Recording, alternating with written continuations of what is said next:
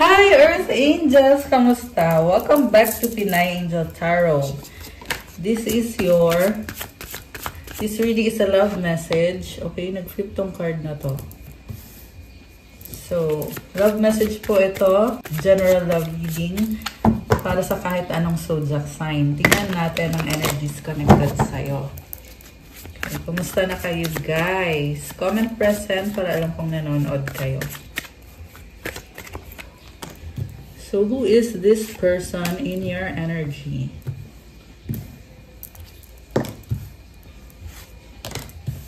Oh, daming tao ah.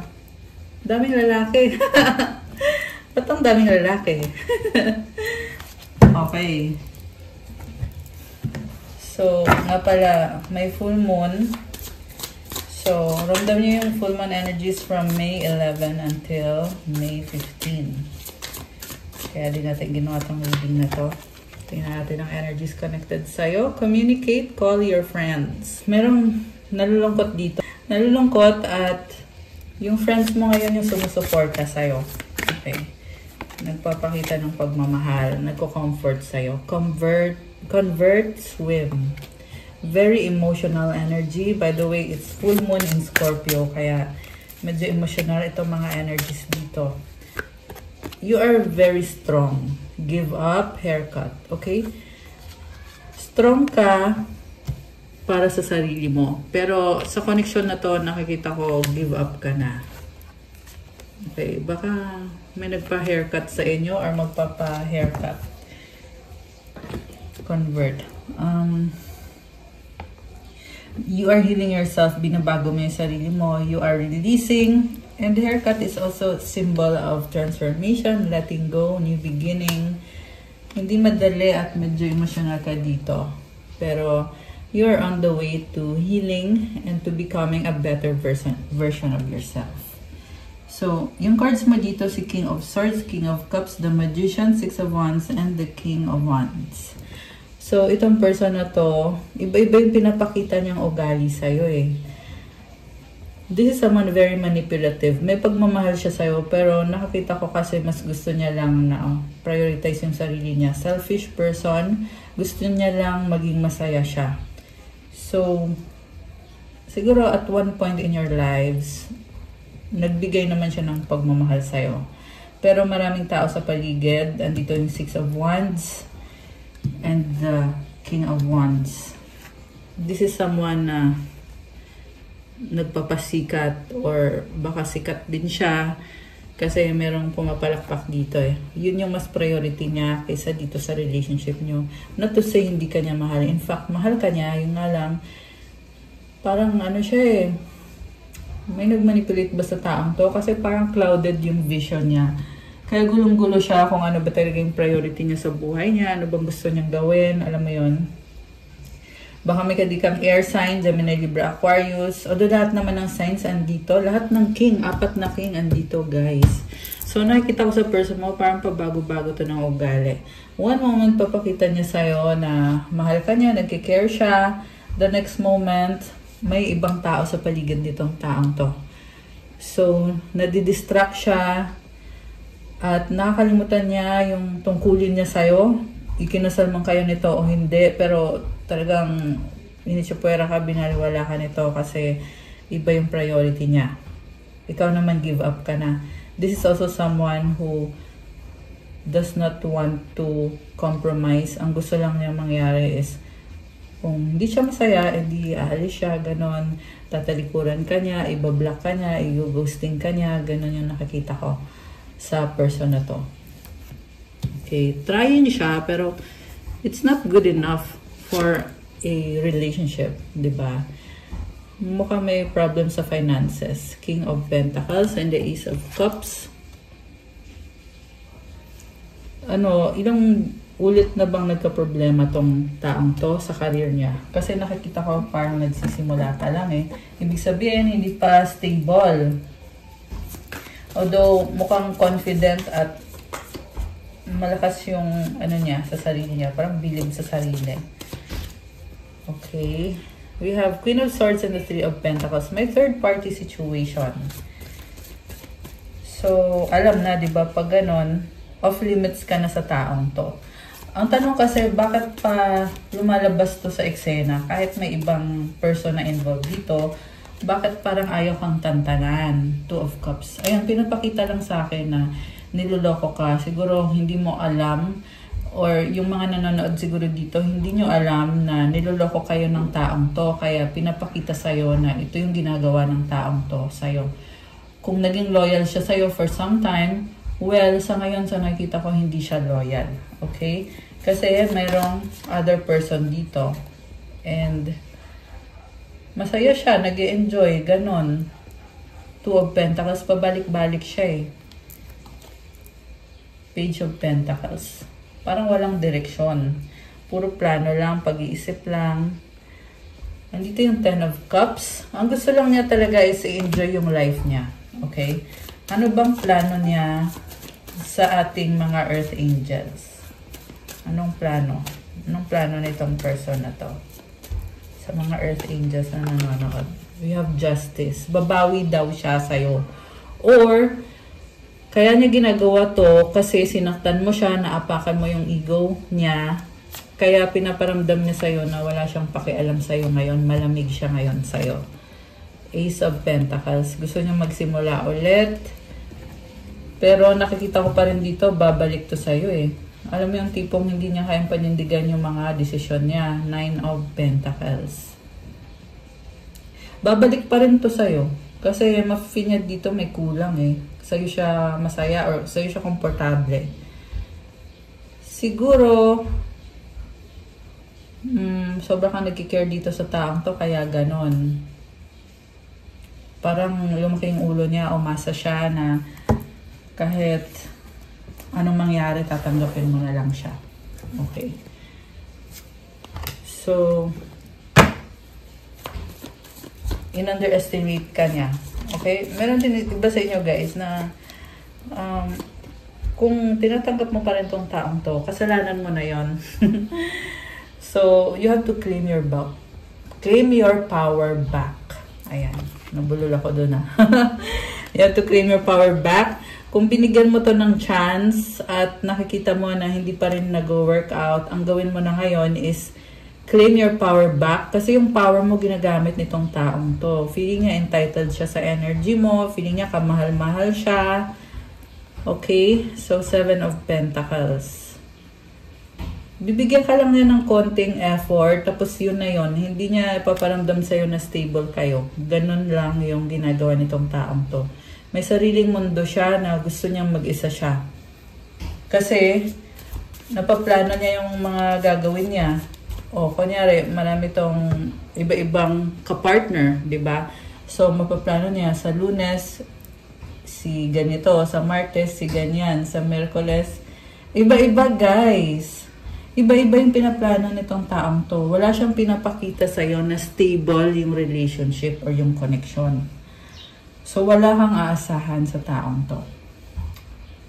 So, kung nagbigay ka ng chance sa taong to, it's time now na tapusin mo na yan, bawiin mo yung power mo.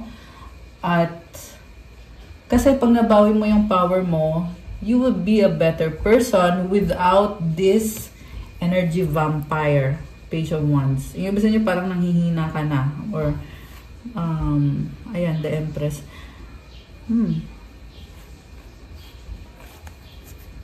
So, may nakita akong nakafocus siya ngayon sa mother at sa anak. Okay? Ayan, may family. So, posible kasi pamilyado na yung tao. Tapos, ginagamit ka lang niya para kuhanan ka niya ng energy boost. Alam mo yon, pag maraming nagkakagusto sa kanya, kahit pamilyado na siya, parang feeling niya, ang pogi-pogi niya, ang powerful niya, ganyan. Kasi, alam mo kung bakit ganyan? Kasi mahina loob nitong taong to. Ayan, pag mahinang loob, saan kukuha ng atensyon? Diba? Sa ibang tao. So, ganun yung nakikita ko ngayon sa reading na to. Meron ditong person na pamilyado na. Pero, it's either in love siya sa'yo, kahit pamilyado na siya, or talagang gusto lang niya yung atensyon mo, at pumayag ka naman. So, ngayon, it's time to trace back your steps. Ano bang mga pagkakamali mo? Ba't ka ba pumayag na makipagrelasyon sa taong to? So, tingnan natin Okay. Ano bang feelings mo sa taong to? Tingnan natin, guys. Oh, bigat. Ang bigat na. 10 of Wands. Burdened ka na. Diyos ko, day. May nakikita din ako sa inyo na parang tatapusin nyo na, gagawin nyo lahat para matapos na to. Okay? Pero, don't exhaust yourself. Huwag mo masyadong pahirapan yung sarili mo. Kung gusto mong magtapos na, just surrender mo na lang, let go mo na lang. Iba kasi sa inyo may galit eh. So, yung galit na yan, it's like, it's fueling you. Ay, nalaglag. Sandali. Dalawa yung nalaglag eh. Wait lang. Okay, ito yung pangalawa. So, we have 3 of Cups in reverse, tsaka the Chariot. Oh my gosh. So, ito na nga, dahil nga natuklasan mo na may third party dito, kaya ka ngayon, pinipili mong sarili mo. It's telling me na hindi ka na dapat mag-dwell sa connection na to and just talikuran mo na lang kasi pangit na energy na apektuhan ka. So, you have to really purify yourself para maalis yung energy na yan nitong taong to. 4 of Wands. Knight of Pentacles. Okay, so pinapaniwala ka niya na okay pa rin kayo. So, it's an illusion, guys. It's an illusion. Meron iba kasi sa inyo LDR eh. Mabagal, malayo. So, kunyari lang na mahal ka niya, kunyari lang na andyan pa rin siya. Pero totoo niyan, hindi naman kayo magkasama. Kaya, nagagawa pa rin niya yung mga kalokohan niya or yung mga kung ano man ang ginagawa nitong taong to sa free time niya. Okay? Sige, alisin ko muna to, guys. Kasi, gusto tayong i-clarify. So, just simply surrender and release this person. Ganun lang. Okay. So, ito, meron communicate, convert, give up. Meron dito, posible nag-try ka. Nga lang kasi, hindi lang may nalaglag na naman. We have restart, watch a sunrise, and then persist in cycling around the mountains. So, paulit-ulit na lang daw to. Cycle na lang, nag-reverse pa. Ibig sabihin, hindi magandang cycle. Kailangan na talagang bitawan ito. Meron pa kasi sa inyo, yung sa inyo, naniniwala pa rin talaga na may chance ito. So, ayan, uulit na naman sa cycle. Okay, sorry. Yan kasi pinapakita sa akin dito na it's not worth it na paulit-ulit na lang. Alam mo yon, kasi yung pangyayari sa buhay mo, nagiging stagnant, hindi healthy. At alam mo din naman yon. Kung sino man itong nasagap natin, remember na hindi naman sa lahat magre-resonate. General reading to. Okay? Pero guys, kung kailangan nyo ng reading na yung ikaw lang i-reading, pwede naman kayo magpa-private reading. So, for this particular reading, pinaikot-ikot ka lang ng taong to. Holy, go to the museum. So, prayer. Yun yung kailangan mo. Okay? Purify yourself. Family, chat with parents. Okay. Yeah, merong mga family. Yung iba sa inyo, close kayo sa family nyo. Yeah, and Mother's Day, di ba? Peace, share delicious food with neighbors. Uncertainty, city walk. Okay. It's showing me na it's better na wag mo nang i-share kung anong meron ka sa taong yan. Maging independent ka. Yun yung dapat mong gawin sa ngayon. O, nag-try naman siya, pero hindi kasi yun yung basehan eh. Kung magsistay ka ba sa isang relasyon or sa isang tao, yung nagtatry siyang ayusin yung buhay niya.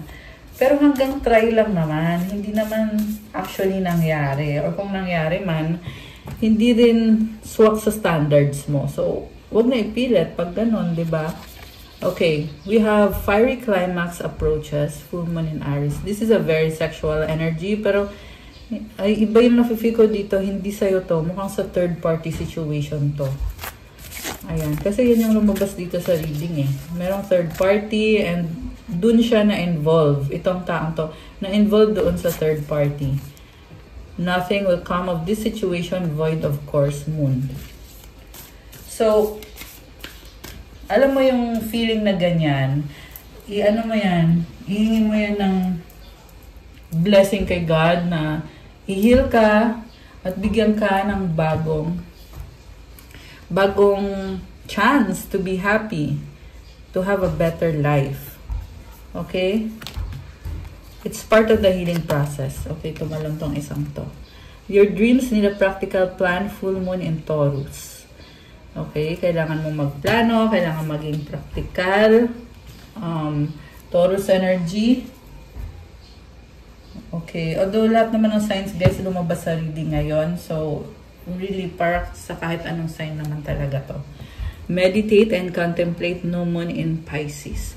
So meditation will help you release yung mga blockages, yung mga energy na hindi nararapat sa'yo. So gawin mo yung meditation. Okay, mag-cleansing kayo at mag-pray. Yun. Okay, gusto kong tingnan ngayon guys, what's coming for you? Okay. Kailangan mong alisin sa sistema mo itong mga nangyari dito. Kasi hindi ka na masaya, di ba? So, you have to claim your power back. Sa totoo lang, dapat maging masaya ka kasi nalaman mo na hindi para sa'yo tong taong to. Ibig sabihin, just claim your power back and keep going lang. At i-pray mo, i-manifest mo yung taong nararapat para sa'yo. Sige, tingnan natin. Okay, we have, diba? The Death card. So, this is energy of Scorpio. Kakasabi ko nga lang full moon in Scorpio tayo. So, ito yung nangyayari ngayon. You are ending a cycle in your life. At sa pag-end na yan, hindi madali, talagang babaguhin ka. Okay? Marami kang bibitawan, marami kang i-let go. Yung iba sa inyo guys, physical na maglilipat ng bahay, alam mo yon, merong aalis, merong mga itatapon na gamit. Iba-iba din kayo ng sitwasyon. Okay? Pero yan yung, ito na kasi what's coming for you na to eh. Okay, tingnan natin yung next card. Oh, wow! Queen of Wands. Okay. So, ngayon, sa pag-end nitong cycle na to, you have this fiery and passionate energy na maraming nakaka-recognize sa'yo, tumahanga sa'yo. And you have this dragon. So, ibig sabihin, you are strong. So, anong susunod? Also, marami ka ding admirers. Okay. May gagawin ka eh. Ano tong gagawin mo? Tingnan natin. Oh, ito na. 8 of Cups. Yung pagpili mo sa sarili mo. Kumbaga, bibitawan mo lahat ng emosyonal na energy na binigay mo sa taong to. Tatalikuran mo lahat. Okay? So, I love it for you. Go lang. Go lang. Yun lang yung masasabi ko. I love it. 8 of Pentacles. Okay. Focus sa work. Mukhang abundance to. Connected sa kaperahan nyo, guys. So, you are alchemizing. And you are also protected, sabi dito. Okay. The last one is temperance. So, wow. So, temperance is about healing. It's also about patience and balance. Kita mo nagbabalance siya. Oh. Kahit mukhang busy-busy to, may mga kung ano-ano mga gamit sa paligid. Pero, nakukuha pang i-balance. So, laban lang, okay? You are on the way to success. Sa bottom of the deck, we have Ace of Cups, New Beginning. Oh, wow, Emperor. So, you are the creator of your own world. Six of Swords. Okay. Alam mo, sinasabi dito, huwag kang magpapadistract.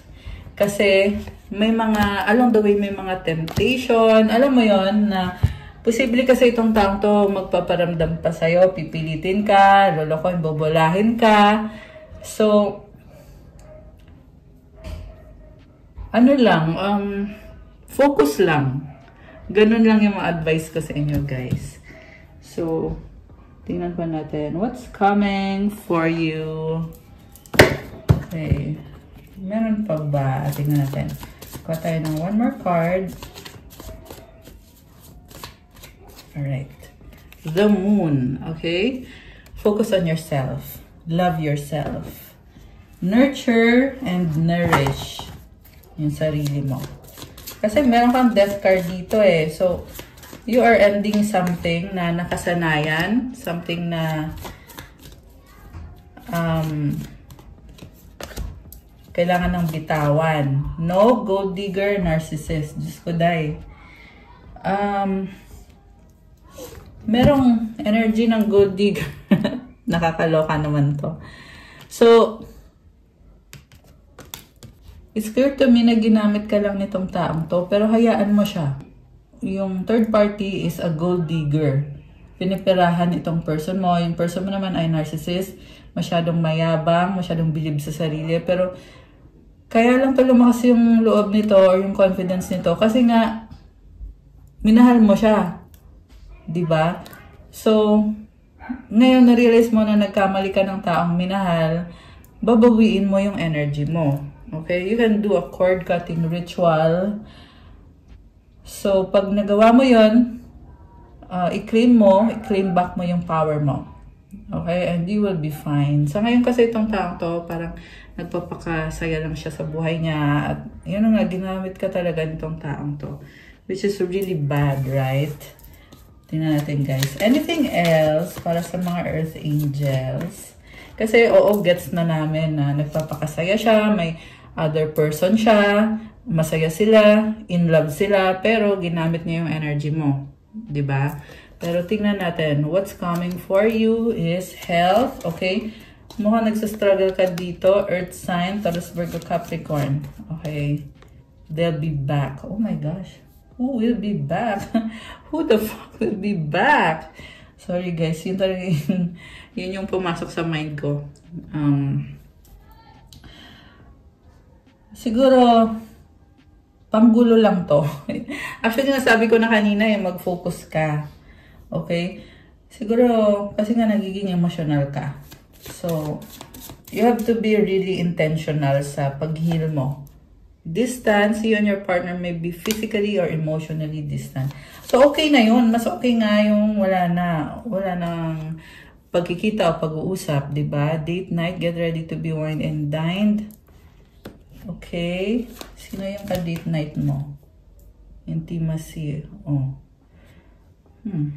Another person. Ayan. So, nagpapakasaya lang yung taong to. Sa feeling ng iba, ginamit yung energy mo. Okay. Yung iba sa inyo, hindi nyo pa alam to. Kaya to lumalabas ng paulit-ulit sa reading para sabihin sa'yo na, hoy, gumising ka na. Ayan o, someone else sa bottom of the deck. O, kaya yan paulit-ulit dito. Okay, so you really have to surrender. And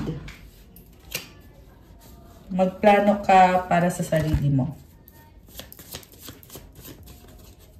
Kasi after ng death, bagong simula na. Hindi kasi ibig sabihin porque sinabi na death ay tapos or pag sinabing death ay wala na, hindi ka magiging masaya or gano'n. Hindi ganun yun. Ibig sabihin ng death, magsisimula ka ulit. Siyempre, hindi mo nasasama yung taong nanloko sa'yo, di ba? Ayan, yung iba kasi sa inyo guys, parang kailangan nyo pang mauntog eh.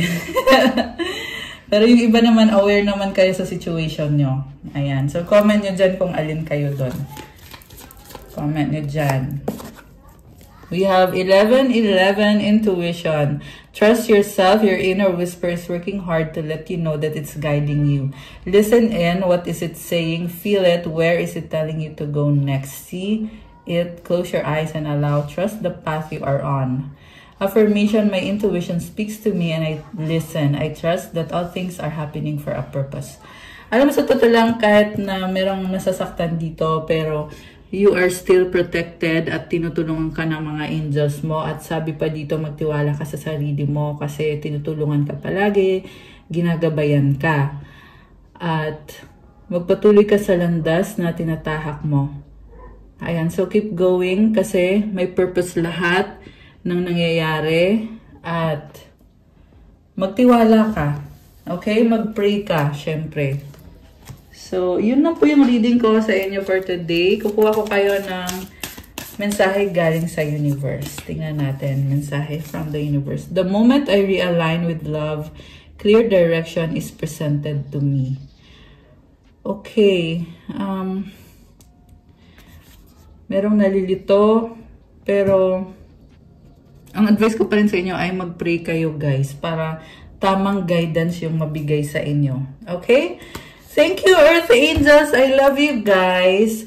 Please like the video, comment, subscribe, hit the notification bell. Let me know kung nag-resonate ba or kung nagustuhan nyo ba. Kung kailangan nyo ng gabay, kung nag-resonate kayo at kailangan nyo ng private reading, message lang kayo sa akin sa Viber or sa WhatsApp. Tapos ipaschedule nyo. Ipabook nyo yung reading. Okay? And also, check out my Instagram if you want to start your crystals journey. May mga crystal bracelets po na iba-iba at magbibigay sa'yo ng good energy, healing energy, tutulong para gumanda yung aura mo and to enhance your manifestation powers. Iba-iba din po yung benefits. May pang-attract ng love, money, wealth, prosperity, abundance, mental clarity, opening of your chakras, and removing blockages at marami pang iba. So, thank you guys. Have a good day. God bless you all. Stay safe and see you again soon. Bye!